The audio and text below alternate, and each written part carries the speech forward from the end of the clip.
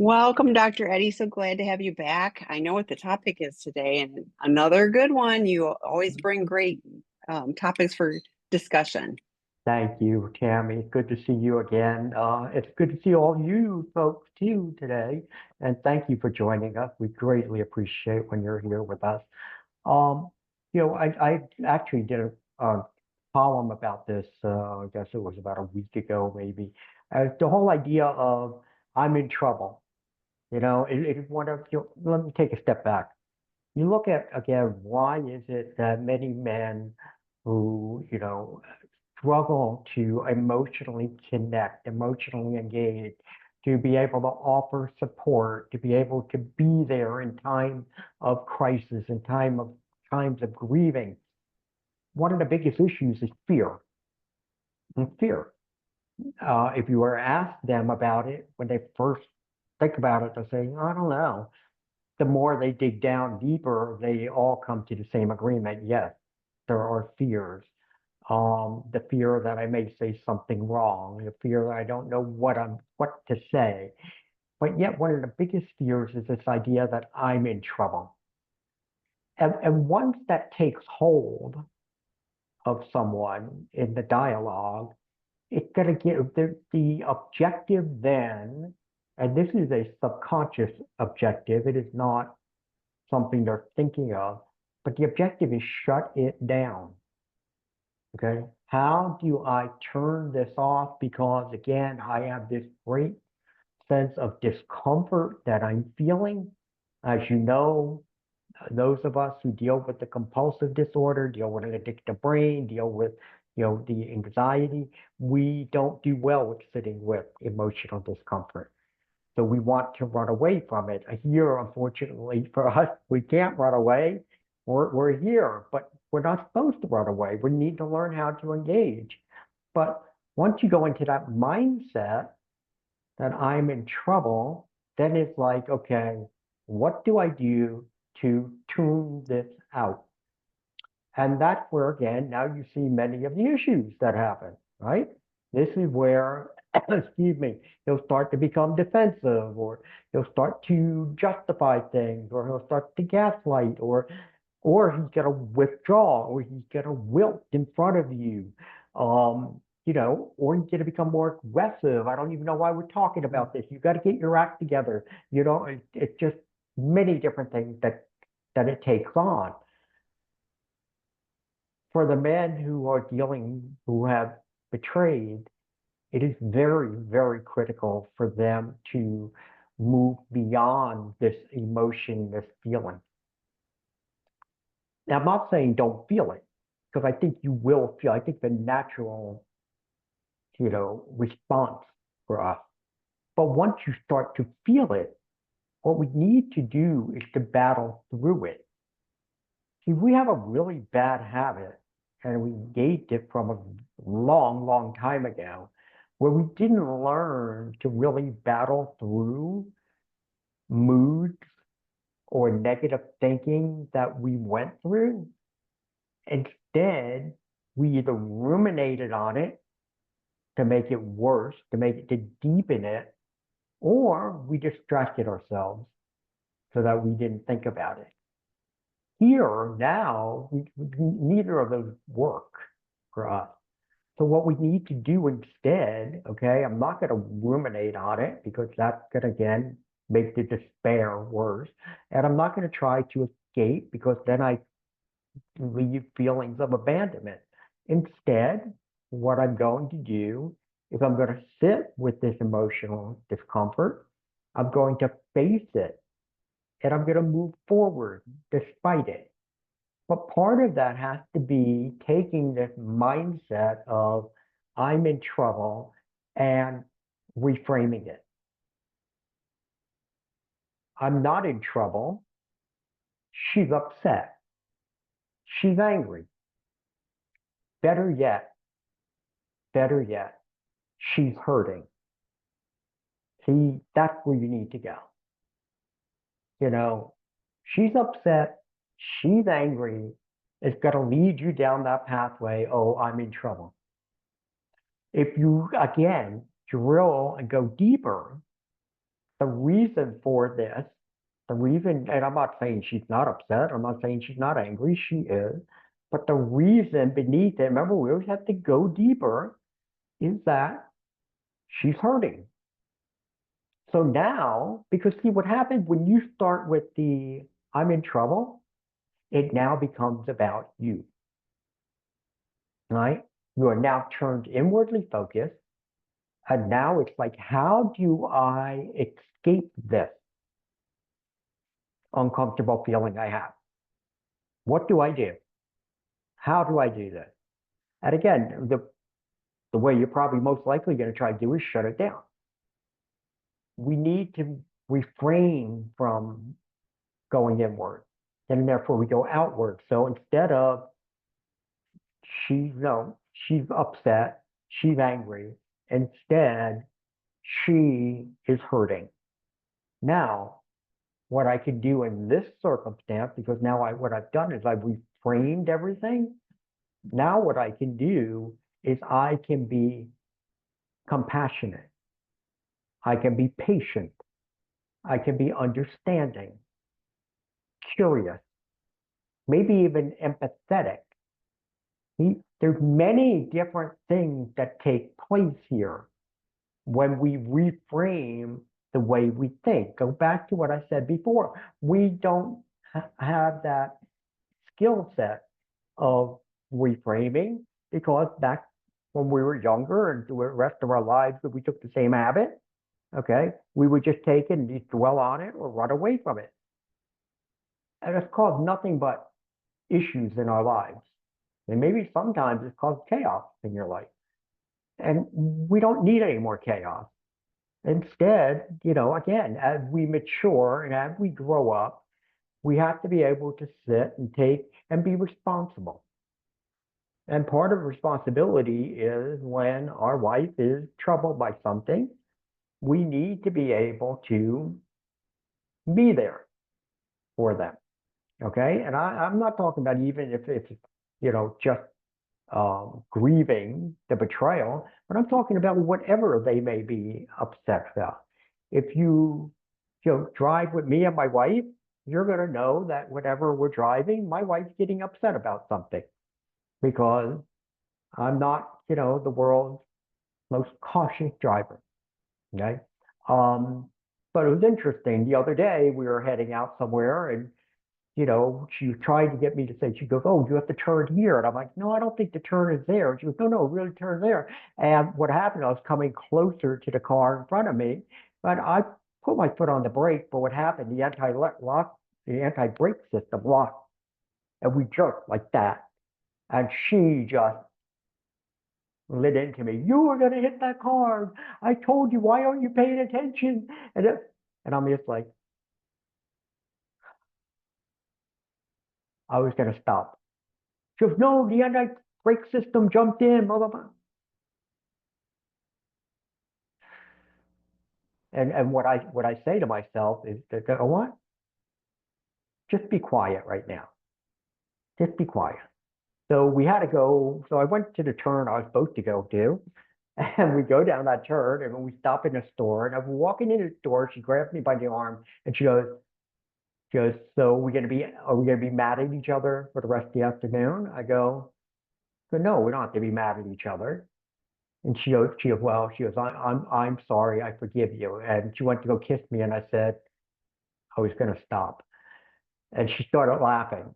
Probably not the thing I should have said, but at that point. But see, I will tell you, when she started, I went to that, oh, I'm in trouble. The way she's yelling. It's that immediate reaction. But then I also backed away from it to say, no, this is not it. And I knew what it was. She was afraid. Okay. One of her favorite lines when she drives with me is, you're going to kill me one day. One day you're going to kill me. I think it's more likely she's going to drop dead of a heart attack driving with me than I'm going to actually be in a crash. But because I don't get in crashes. But anyway, but this is what we need to do. We have to do this. And the other thing to remember when you're thinking about the idea that I'm in trouble is that you are a grown man. This is your wife. Your wife is many things. The one thing your wife is not is she's not an authority figure. Just like you're not an authority figure to her. That's not what we are. We're a couple. Okay, we have equal in the way of balance the power. Although with, when this happens and disclosure drops somewhat, but still, she doesn't have that authority over you that you can be in trouble. If you get caught beating, you have to go in front of a judge. You're in trouble. Your boss is unhappy about something you've done with your work. Okay, you're in trouble. They are authority figures. You can't be looking at her that way. You have to be looking at her as your partner. And with that, again, being able to change and shift the focus of the way you are looking at things, which I said is not natural for us. It's not the way we're hardwired, but we have to begin this process. You see, our minds are very crowded with a lot of noise, lots of noise. Lots of it is also negative noise. And part of recovery is quieting down some of that noise. And that's why things like meditation are important. Things like when you get upset by something, slowing everything down. Okay, what is this circumstance? What's going on? Going back to what I feel versus what is real. Sitting there looking at, okay, all of the raw emotions that you're feeling about a certain circumstance.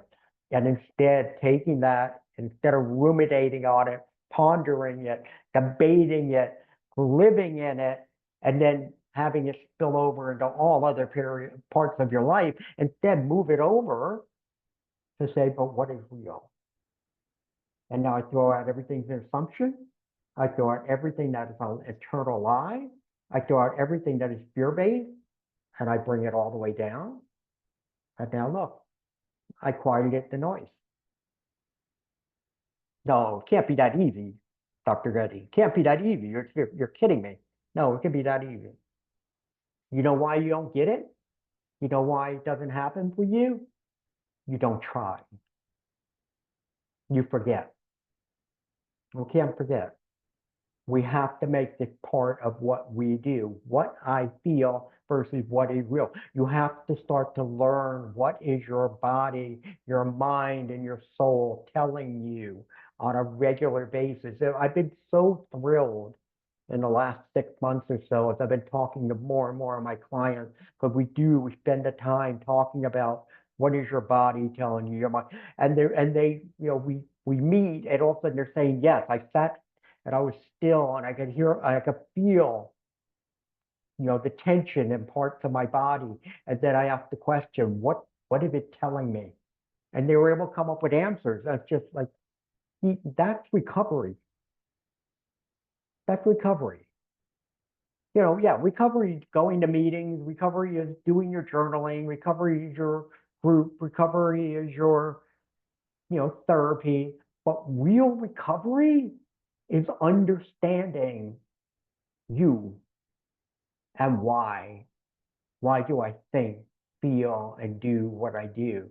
But unless you slow down and take time every day throughout the day to do that, it's not going to happen. Unless you take the time in the midst of a panic because, oh my gosh, I'm in trouble, not going to happen. Versus, ooh, I feel like I'm in trouble. What's real? And going there and staying there and processing through it so that you can come back and you can serve her the way she needs to be served, as someone who is caring, concerned, and compassionate versus someone who's just scared. That's what I got for you today, Tammy. So I can relate to you on the car stuff. I have a similar situation, only reversed. It's when I'm driving, I'm told I'm aggressive, and I think I'm assertive. So anyway, no car of mine does not have turbo. There's a reason. So, but anyway, so like I think it's really interesting with that I'm in trouble, and you know, the immediate thing is how disempowering that is. I mean, you're a little kid then. Like you are, as soon as you are in trouble, it feels like you're a little kid. And so, and like you said, your partner is not, we would love questions. Please type them in. We always run out of time. So the Q&A at the bottom of your screen. But when you're talking about that, if I'm looking at my partner as, I'm in trouble with my partner rather than maybe my behavior has caused something, some fear, or there's a situation, but if I immediately take it to me as I'm in trouble, and I love what you said too, then I'm making it all about me too, but I'm also not able to show up as an adult if I'm feeling like I'm 7. And tell me something. Does she not see that? Does she not pick up on it? The fact is, what's going on here? He's not an equal right now. I don't even feel like I don't even think I'm in front of a man. I feel like I'm in front of a boy. And I don't say that to make you guys feel awful. I'm not doing this, okay, for that. I'm doing this in order to be able to help you to understand that when you go there, people pick it up. They see it. They see when we go there. I mean, I have my wife say to me at times if I've gone there, well, you're gonna pout. Ooh. Oh, Yeah, but being where I have to go, because then again, I could get angry about that, which is the initial reaction, or I can be, you know what? No, I can't pout. That is not. I'm not a pouter. No, I'm not. You know what? No, I'm not pouting. I'm not going to pout. I'm here. I'm going to stay here. Oh, good. I'm glad that you're going to stay here with me. I mean, but sometimes, it's hard, like well, because sometimes there's we need a always kick in that, the butt. but there, like even when you said that, and but like I would have that initial reaction. So to keep my mouth shut, and that's the key to this, keep my mouth shut and not react and lip off to something, and go, yeah, no, I'm going to choose not to pout. I'm going to choose to show up as an adult. I recognize that there's something going on here, and Right, I'm going to choose to stay in the relationship, rather than right, because I was thinking too, when you're talking about, like, if I'm feeling like a 7-year-old, how do 7-year-olds react? They're going to run away, they're going to lie, they're going to be defensive, they're going to do all of the things that won't serve the relationship, and in the long run anyway, and just cause more problem, right. than, and not help. Yeah, during that initial reaction, because again, we will have that initial reaction. We all have it. I have it. In fact, I was just talking to a client earlier today about this idea. It's just that it's there. Try not, and all I keep saying to myself, Hmm. bite your tongue for a moment and think it through, think it through. So she's still going, and I'm just thinking it through, and it comes down to, okay, she's upset, but she's hurt, or she's scared. And especially about the driving, she gets scared. Hmm. That's where I have to keep going back to, instead of saying, no, there's nothing to be scared of. I haven't had an accident in almost 35 years, okay? I don't know what I've left behind me, but I know, I haven't had one. So I'm only kidding. I know, I get it. So, but and uh, yeah, in those situations, the driving is actually, we hardly argue about anything. That is one. And like I was like, I'm fine. I'm never going to drive, you again, unless it's to the emergency room, and I was like, okay, is that a boundary? I mean, like, honestly, it got, anyway. So, Yeah, and we I could don't probably want do a whole show to, on we that. could Oh, do a yeah, whole we show on could, that particular because thing. I hear it But so often. So, Yeah, but it's like one of those things where, we have different styles, and I bite my tongue when he's driving because he drives different than me. So at some point I'm going like, we have different styles of this, and I too am a safe driver. He's a safe driver. We just approach the road in completely different ways. And uh, at some point I have to, I choose I choose my actions, of like, yeah, I'm just not going to say anything. It doesn't help. And, and I don't want that discord. I also don't, I quite frankly haven't changed my driving. So it's not like, I'm going to go, oh, you're right and I'm wrong. No, it was just like, I choose to accept that we're in different places, with that, particular aspect of things. So, but I liked too that you were talking about, causing chaos. And I was like, in our addiction, that is what we did. And so it's a familiar thing. And so not choosing that, it has to have intention, and recognizing that that is actually a good thing, because that was such, that was, that was how I lived. well, for many of us, we lived in chaos. I mean, growing up. And because Yeah. of that, we're just used to chaos for us. In fact, some people are, they're actually addicted to chaos and create it, not even realizing that's what they're doing intentionally. And others on the other side will go to the greatest extremes to avoid chaos and to be able to, Yeah. continue to avoid conflict at all costs.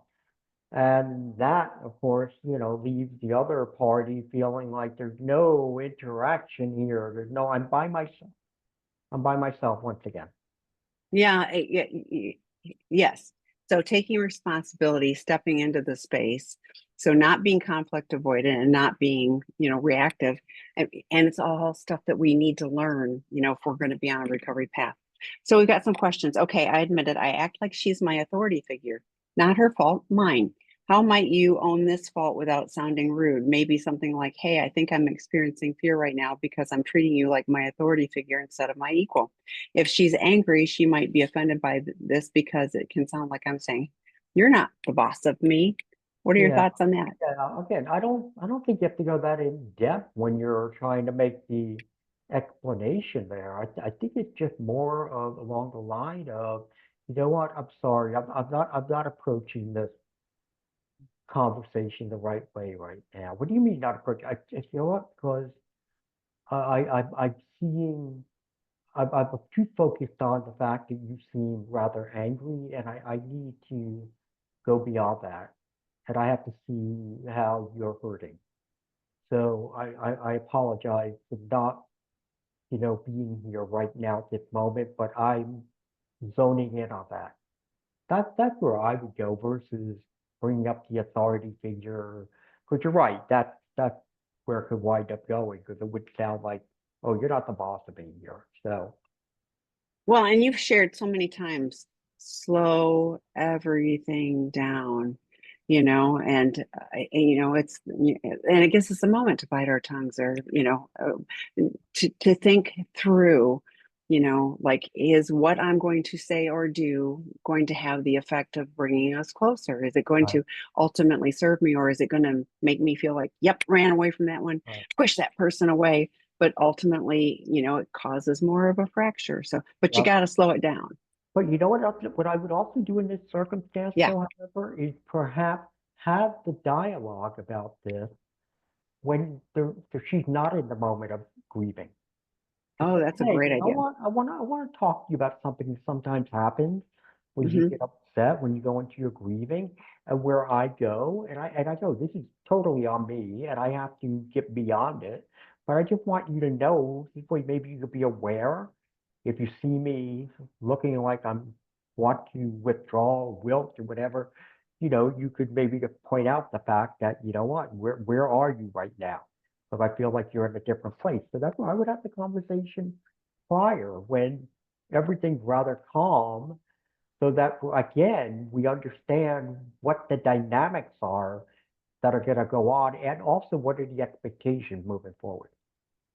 And thank you for that. And I love that idea. I always think it's so much easier when you are not in the heat of the moment when you can use your thinking part of your brain to have those conversations. And, this is like I've had a realization. I was listening to Dr. Eddie, and this came to me that this is what I'm doing these things, and I don't want to do that. So I want to step into a different space. So okay.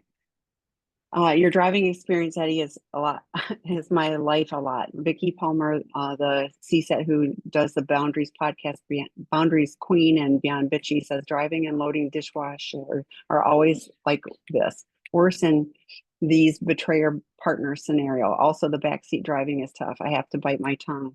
No, Vicky I says don't. she recognizes that her husband's driving can cause her fear and angst, but an Uber driving fast and aggressive often doesn't bother her.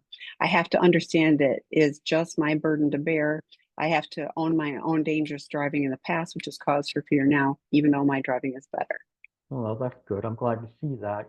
For me, it's not so much loading the dishwasher. I've been trained how to do that very well. I still folding towels, I still have a big problem with. I just have my way of doing it, but I'm trying to learn there too. And I had a realization because I had a husband and daughter, and they went do things, and they said every time we do it, it's not right. So it was kind of like, why should we try? And I Right. had this aha moment of like, I can either have them participate and do it a way that is probably perfectly fine, just not my way, or I can do everything myself. And I was like, I'll pick option A where they participate. And, yeah, so I'm not running around behind people Well, refolding towels or whatever. So, once again, that goes to show about a mindset, okay? And the idea that, all right, you had expectation. mhm, This is the way towels are folded. yes, It's incredible the stuff we talk about on your show. I know. Um, so therefore I expect them this way. And when they're not this way, I'm going to be disappointed and upset. And then you get other people who are like, well, you know what? I've tried to do it this way. It doesn't seem to work for me. So therefore I do it like this. And you know what? If you're going to get upset, then the hell with it. I'm just not going to do it. Versus how important is it? Now, I mean, I think if it's going to make my wife happy, it's important to me. I mean, I make attempts to do it, and I'll make half-ass attempts. I try. Mm-hmm. Sometimes I just don't do it right, but she also understands and realizes, okay, he's making an attempt. I see it, but it's not matching on the ends and things like that. So, but again, it becomes you can change the way you think. You can change the way you approach issues. You can change the way you approach people. For us, who again, the betrayers, we never went through the process of trying to do that. Because why? Because it's just about us. It's just about us. And so now it's like, no, there are other people who have other ways and have other needs and wants and expectations. Let us make attempts to try to fulfill them. But then on the other side, it's also understand to be somewhat kind of giving grace and, being open-minded that, you know what, we're not going to do everything perfectly. And one more thing on the towels, and I promise that someone says, please don't go to the toilet paper roll, and we won't.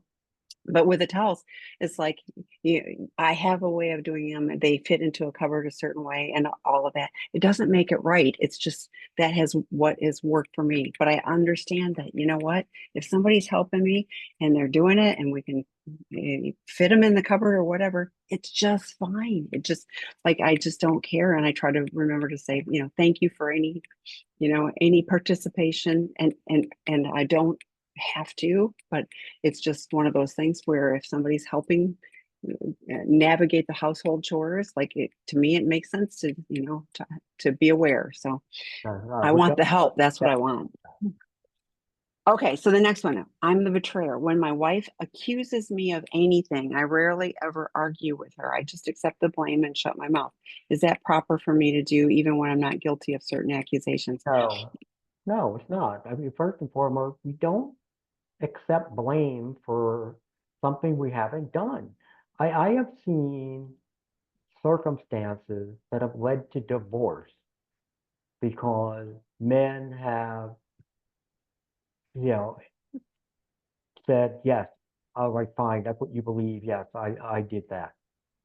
And why do they do that? To shut it down. That's the hope. The hope is, okay, all right, if I agree and I admit to what you're saying that I did this, this, and this, is this going to all go away? Now, if they don't ask that question, but their inner child's like, just say yes. Let's say yes. Then you know what? It'll go away. It'll be done. Again, remember, your inner child doesn't think things through very well. So now all of a sudden you sit there and say, yeah, I did that. Wait a second. You told me for the last 3, 4 years that you had not done that.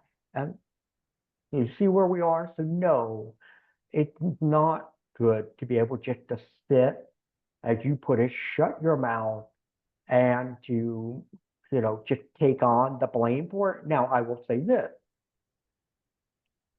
It is a fine line that we walk on.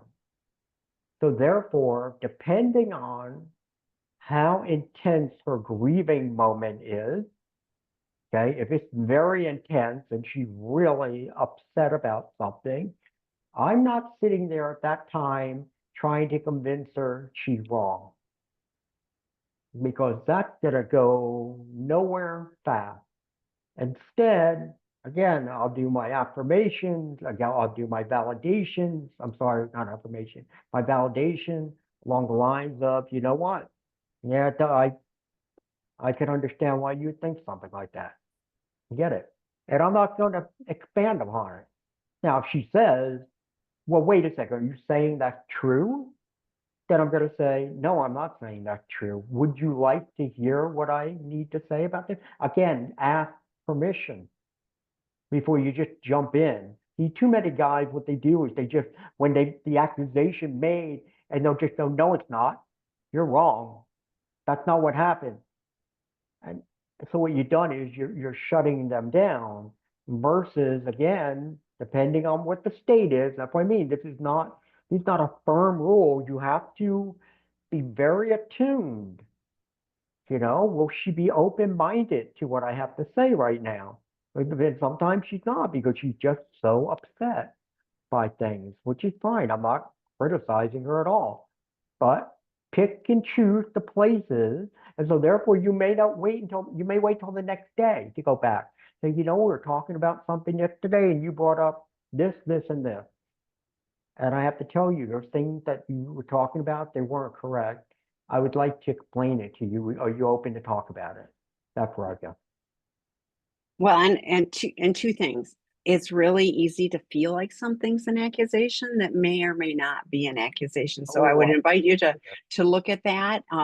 Because someone can say something and I will take it as an accusation. And it can be a tone, it can be a words, it can be how I'm taking it in. So it could be an accusation. And then I would and taking the blame. I'm with Dr. Eddie, just taking the blame for things and doesn't work. But it could also be, I hear what you're saying. I'm curious how you came to to that belief. I'm curious, tell me more. Any of yeah. those kind of things, because it may help get you down to what's really going on. I'm accusing you of this and I'm fearful of something else. Like they may not even really be related, or maybe the story, and I use that one too. The story I'm telling myself is that you're upset about, this, can you tell me more? Whatever, there's a lot of ways to get curious. But the arguing, like, I know exactly, I mean, it'll be this, that doesn't serve either of you. There's something else going on if there's an accusation, even if it's a perceived accusation.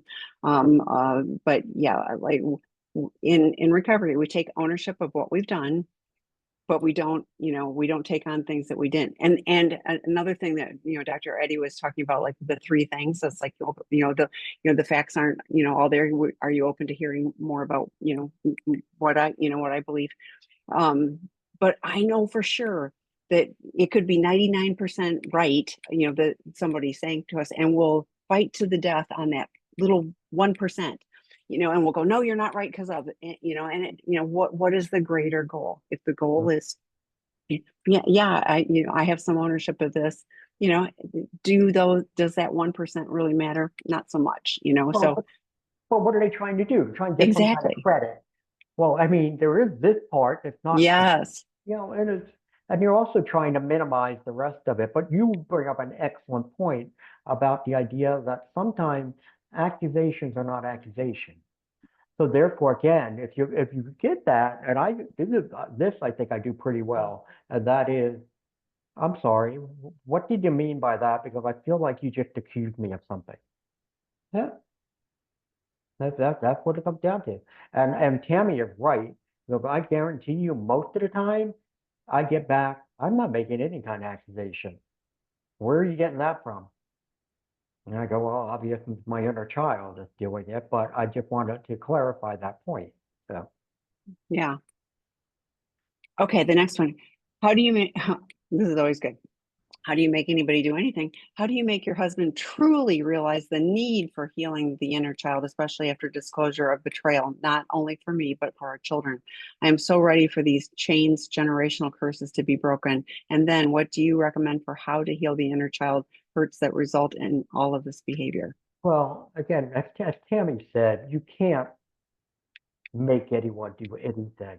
But I think the dialogue is more along the lines of what is he opposed to in doing this kind of work, okay? It might be the idea that, you know what, I don't want to go back and blame other people for what I did. Excellent. Guess what? We're not doing that anyway. We're not blaming other people. I may hold people accountable in certain areas, but you're responsible for your own behaviors of what you've done. Okay. It may be a fear of going back and touching those raw nerves, but that again, it's like, okay, that makes perfect sense too. See, you have to kind of walk them through and validate them as they're bringing up concerns. So yeah, you know what? Nobody wants to touch the raw nerves. But if you don't at some point begin that process, what could happen is you'll wind up continuing to be haunted by those past behaviors. So again, it's a very delicate conversation, but it's not one of you need to do this or you should do this.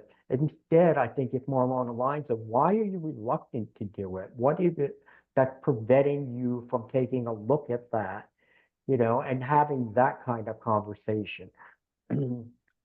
What do I recommend you? How do you heal the inner child? Well, that goes to my inner child model that I created, which again, there's an online course that's available for people who don't want to sit in front of a therapist. That's a 12-week program that they have. And then there's also probably almost 100 therapists right now who are trained in this model, throughout the country and around the globe. So there are people who can help.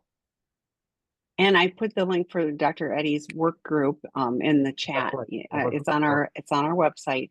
And I wondered about like if you said because yeah, I've got lots of decades of recovery, and somebody tells me I should or shouldn't do something like, but I wonder if you invite and go, gosh, like this is such generational trauma, and and it hurts me to see you hurt, and Mm.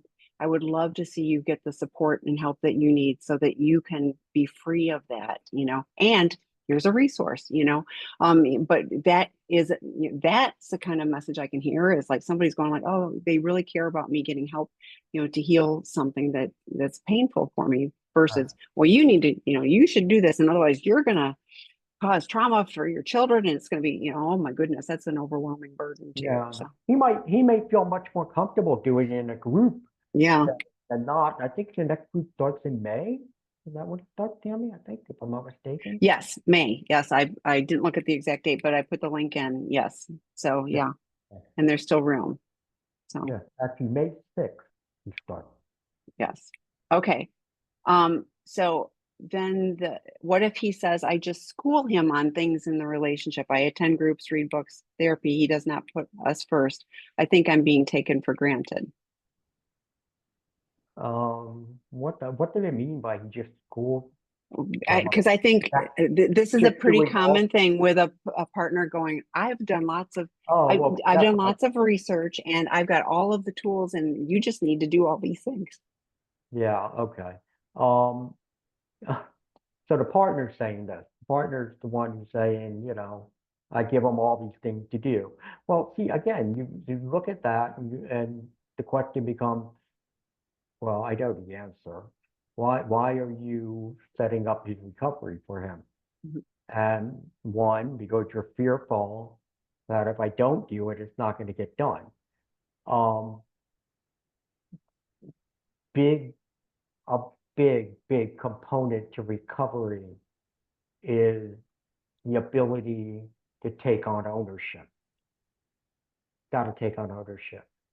And if you have to hold his hand, going step by step, and he may make changes, but he's not transforming, right? He needs to be able to desire and have that need to be able to improve himself in many different areas. Okay. And that's what recovery is. Recovery is not just about, okay, again, I'm just sober or I'm more emotionally connected, but maybe I'm more now even more spiritually focused. Maybe I'm more highly educated. Maybe I have more passions and hobbies. There's lots of different things that we do, more interest in life overall. So, I think you have to be cautious about how much you guide it. And if you are guiding it because if you don't, nothing happens, well, then I think you have a much bigger problem here. Yeah, and that's absolutely data for you. So um we'd had some people come on or one person repeatedly, I don't know and don't care, but asked about what does real recovery look like. So I thought that was a great topic and I actually covered that in the webinar and I put the link in. But that was on the webinar that Scott and I did yesterday. And we talked about a lot of if we do not take ownership, if we do not take responsibility, then we will never really be in recovery. We will just be we're checking off some boxes. If we have to be able to internalize that. So check that out. Might be helpful for you as well. Okay, so this discussion plays into um, the topic of preferences on how things are done and bordering on controlling behavior. Can Eddie talk about the topic of how not to lose my shit when my wife gets into very controlling behavior to calm herself down? I struggle with shutting up and I just do it her way. I'm not a child and won't allow myself to be treated that way, but is it worth it? Sometimes it isn't, and I have to just bite my tongue and bring it up later. That there's a lot of truth to what you just Mhm, said. mhm. Okay. And I would think it goes both ways. I'm sure there's times that she sits there and you know what, not worth it. Let me just bite my tongue and do it. We don't have to fight every battle because if you're doing that, then that means you're looking for it all. You're looking for your way versus someone else's way. There are some people that have more controlling tendencies than others. Doesn't make them a bad person. It's just what they are. And that is driven by anxiety that they have. You married her. I am sure that when you were dating, you saw some of this. And for whatever reason, you just, yeah, you know what? I can deal with it. It's fine. It's not a big deal. Well, now it's starting to wear on you. And what you need to do is find a way. Now, unless, of course, she's trying to be controlling to get you to do things that you just like, no, this is not right. I don't like it. I mean, that we don't want to be doing, okay? But again, if she's being more controlling about, okay, you know what, let's make sure that, you wipe your feet over here before you walk in the house every day.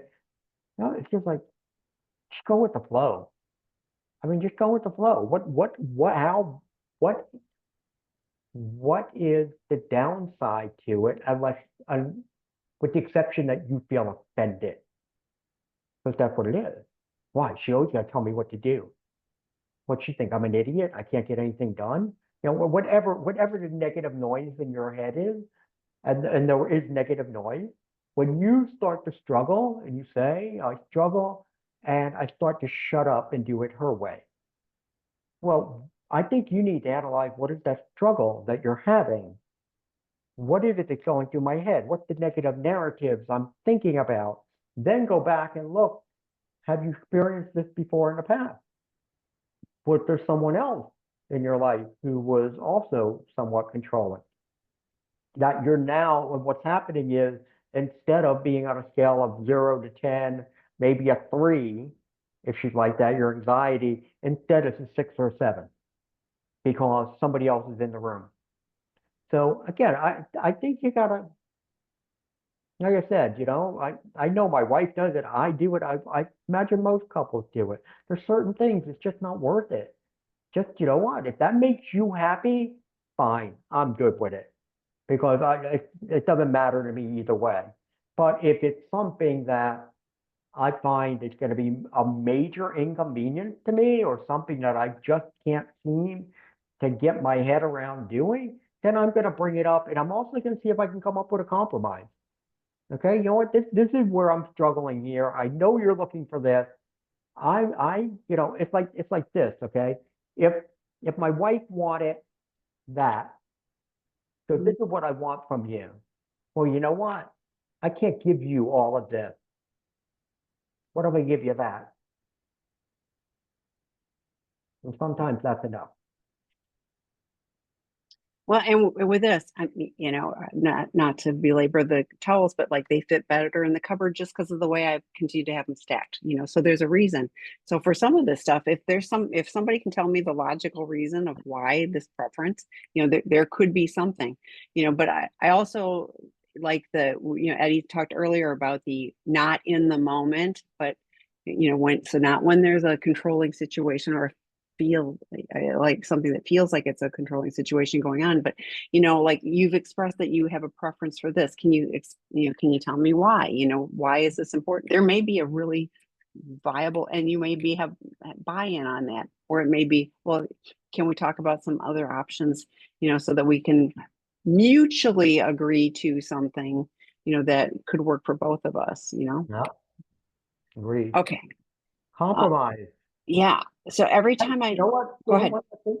It's about getting along. Okay, Yes. ultimately we have to get along. That's all. Yeah.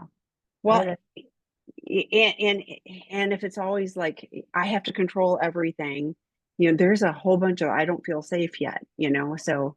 um yeah. Um so every time we talk about his addiction, he lies. Eventually I get some truth, but will I ever uh oh, Yeah, I don't eventually I know. get some truth. Will I ever he is so uncommunicable, he takes no But ownership. you know what Okay. I'm going to All do? right. I'm going to ask her to go back and rewrite that for us. Yeah. Okay. Well, I want to go to the next one. If you can just straighten that one Yes. out for us. Okay. Good. I am the addict. I have been in recovery over 3 years. My wife and I have made significant progress, yet she still complains about my inability to empathize to the degree of her desire. Any suggestions for me? Yeah. Well, first and foremost, congratulations on your sobriety. I hope that continues for you.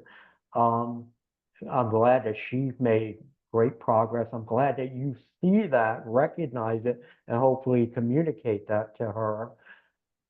As far as complaining, okay, I believe this.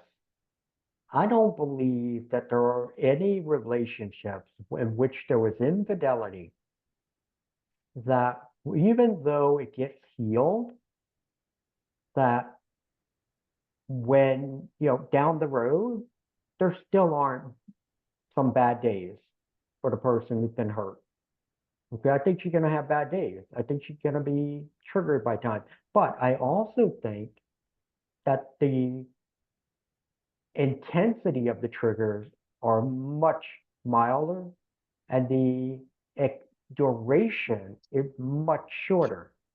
But every once in a while, you're going to get hit in the head with something that, ooh, where did that come from?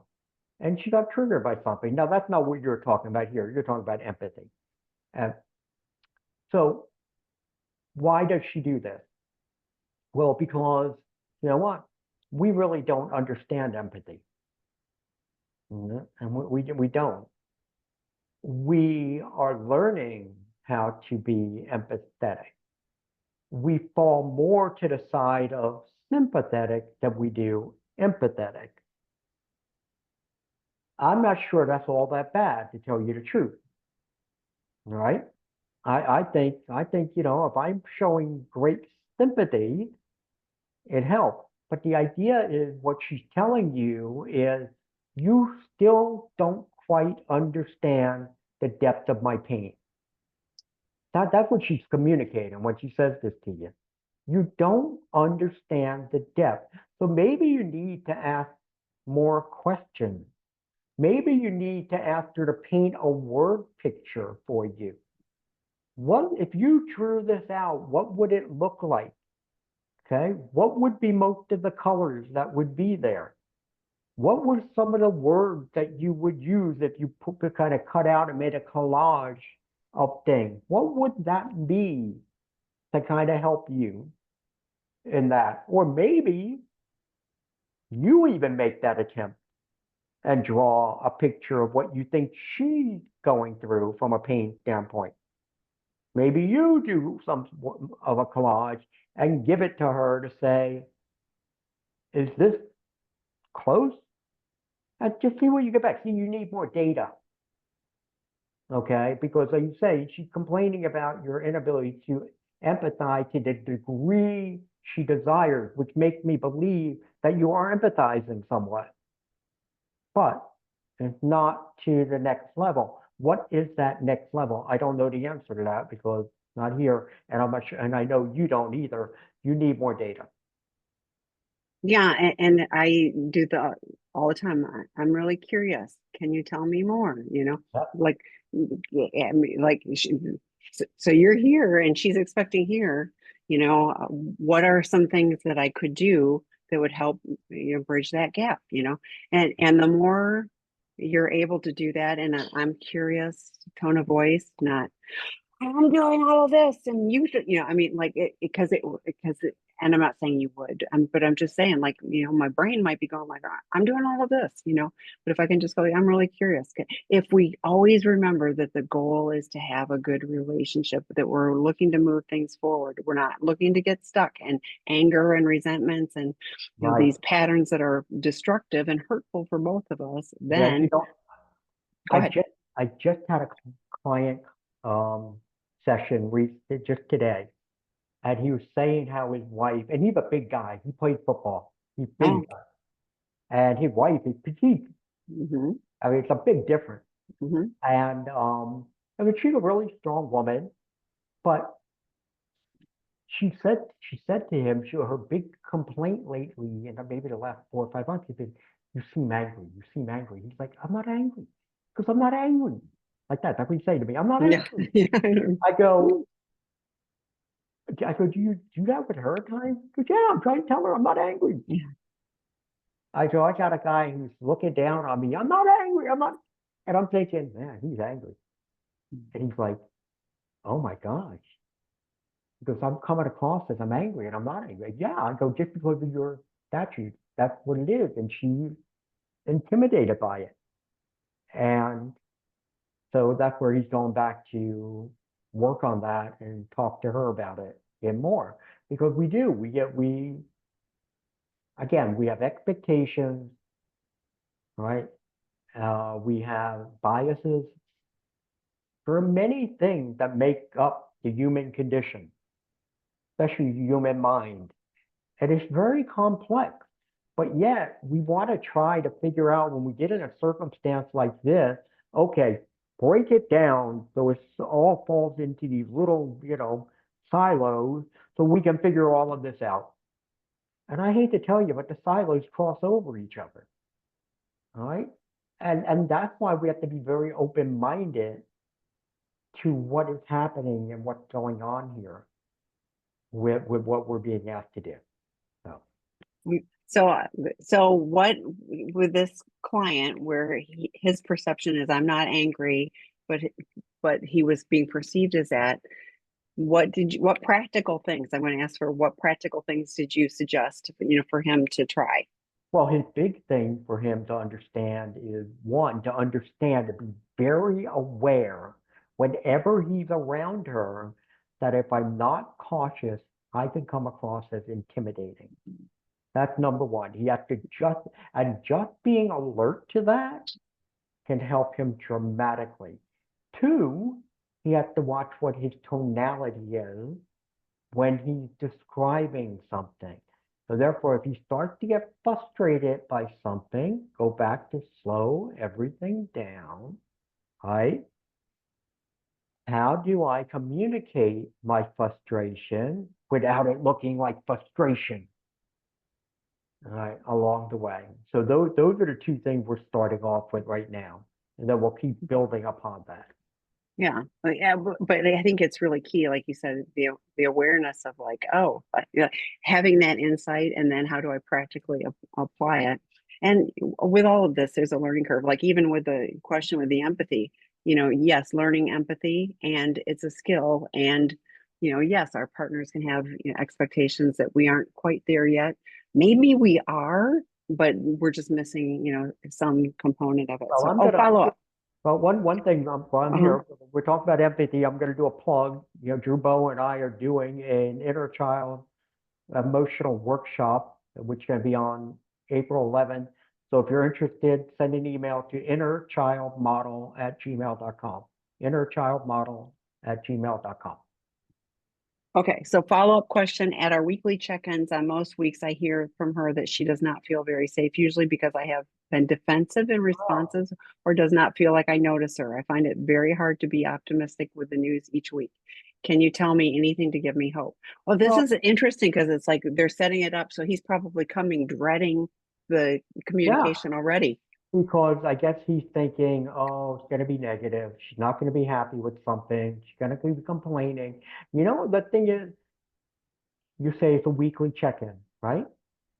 I'm probably checking in with her like not a formal weekly, but maybe every few days. Like, by the way, are you feeling more noticed lately? Have I been doing a better job? Have you found me not to be as defensive?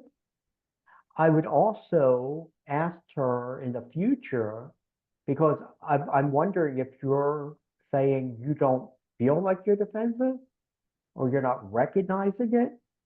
I would ask her, when you find me being defensive, can you please point it out to me so therefore I could take notice to what I'm doing and therefore make changes? So that's the other thing. But if she's not feeling noticed, again, I think you have to think about it. What is it that makes her feel noticed? See, it's all different. Everybody's different. So, it may be just saying, good morning, how are you, blah, blah, blah. That may not be enough for her to feel noticed. So Be you need to, curious. yes, And we're going to get cut off. So yes, sorry. come Okay, back. we got to All right. go. Thanks, Bye. everybody. Bye.